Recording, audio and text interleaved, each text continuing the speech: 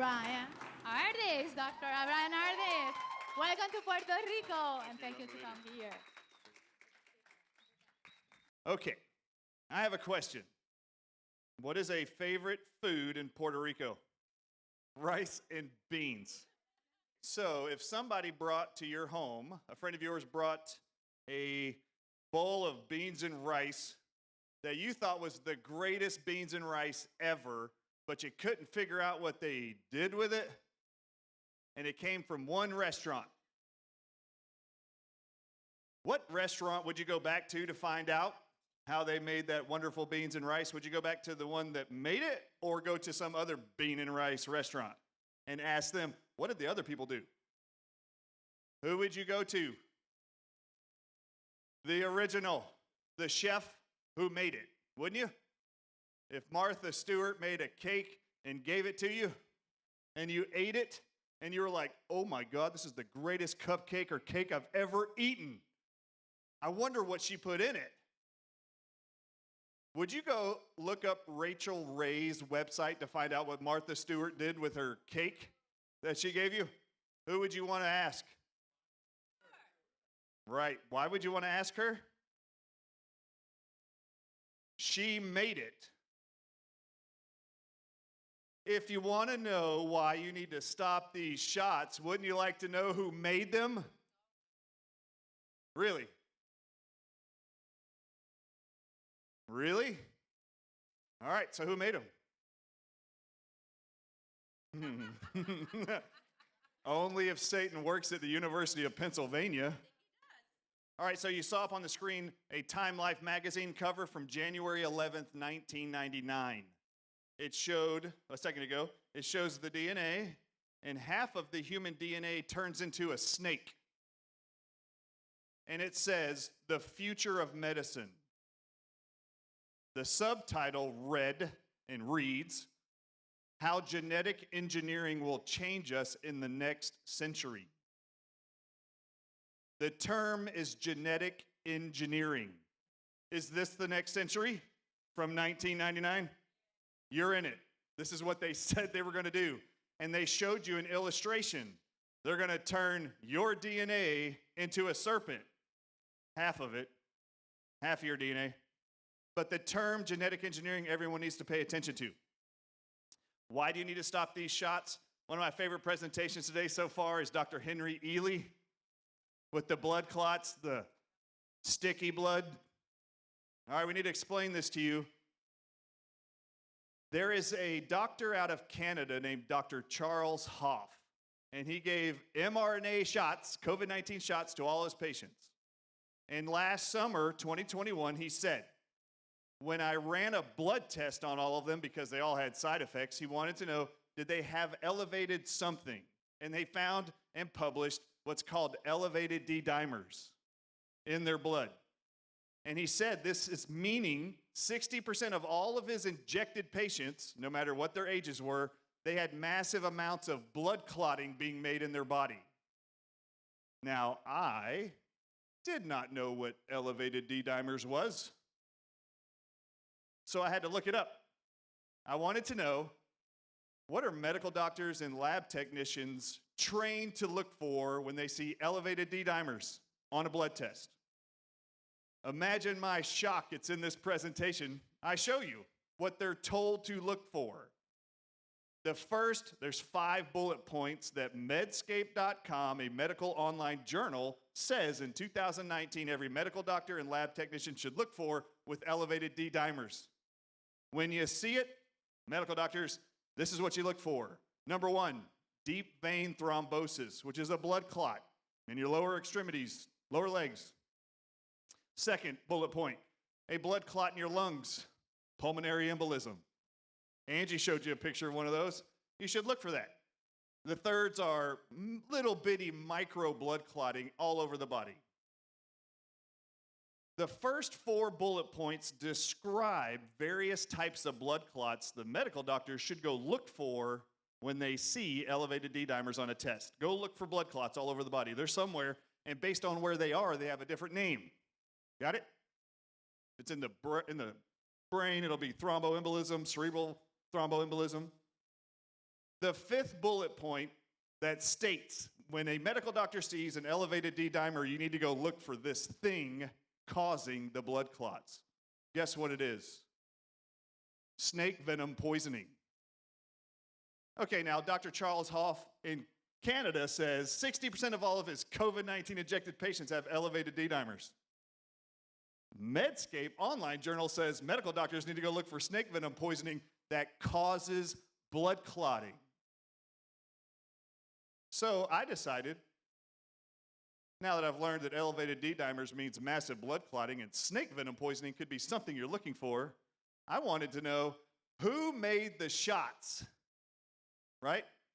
Yummy cake, Martha Stewart. What'd you put in it? Why would you ever go ask somebody else? You're going to go ask the source. There are only two people, I had no idea who they were until I learned. There's two people at the University of Pennsylvania credited, awarded, and receiving royalties on all the COVID-19 shots going around Puerto Rico. Their names are Drew Weissman and Cataline Carrico. I decided, since I don't know these people, but I just looked up information that you should look for snake venom poisoning with elevated D dimers. That's now being reported in those injected with the shots. All I did was look up Drew Weissman and Cataline Carrico in snake venom research. Oh my God. In this presentation, all of you, I want to get it. Make sure whoever organized this, you get an emailed copy of this presentation so you can see it all. Since 2009, there's been one department at the NIH called the NIAID department. Who knows who the director of that department is? Anthony Fauci has been paying Cataline Carrico and Drew Weissman to do mRNA gene therapy research. And in every one of their studies since 2009, they disclose that to do their mRNA gene editing therapy research, we use two things to cut or damage your genetics, your DNA and RNA, to insert mRNA for instruction. Those two things in every paper, 2009, 2011, 2012, 2015, disclose we use two things to damage the DNA to insert mRNA. Snake venom phosphodiesterase, a component of snake venom, and a substance called RNase, R-N-A-S-E. Imagine my shock to find out that in snake venom, RNase and snake venom phosphodiesterase are components of venom. And that's what they're using to cleave RNA and DNA. How many of you think putting snake venom into your body to damage DNA and RNA is a good idea? How many know that venom is dangerous and toxic to the human body? How many of you know someone who has, let's say, diabetes and got bit by a king cobra, was healed of their diabetes? No. Venom does not cure you. It is very dangerous to you. Every single side effect you have heard talked about, presented, shown, even Jim Thorpe stuff you just heard, including miscarriage. Did you know that's a side effect of venom? Damaging the actual components of the female body that attach the placenta to the uterus wall. Snake venom causes miscarriages. Did you know that? Did you know it causes massive fibrin blood clots that you saw pictures of? That's what venom does. It's called procoagulative factor 5A inside of snake venom. In this presentation, I wanted to show you that the components that the people that made these shots, Cataline Carrico and Drew Weissman, I showed an interview of Cataline Carrico. It's in here, and I highlighted the inserts. They asked her in 1978, they're asking her about being at this university in Europe. What did you learn in 1978? And she goes, we learned that if you had mRNA and you wrapped it in lipid nanoparticles, that RNase, the snake venom component, would damage the cells. and I show it to you. And then they said, we found that this could possibly be a way to prevent viral replication. Lipid nanoparticle hydrogel and RNase she was working with in 1978. RNase comes from venom. You follow me? Then they listed, I went through studies in here to show you, it's all in there, that phosphodiesterase of snake venom used in their research to make these mRNA gene editing therapy. I mean, listen, what do you think they used to damage your DNA to insert some instruction to make spike proteins? That, by the way, spike proteins were determined to be king cobra venom peptides, bungarotoxin peptides, which are from the crate snake. I didn't figure this out. Geneticists in France did in April of 2020. Don't blame me for telling you. They didn't get it across to you, so I did. Phosphodiesterase, RNase, DNase of snake venoms in the body have been found to be completely destroyed when you put one natural element into the human body. Anybody want to guess what it is?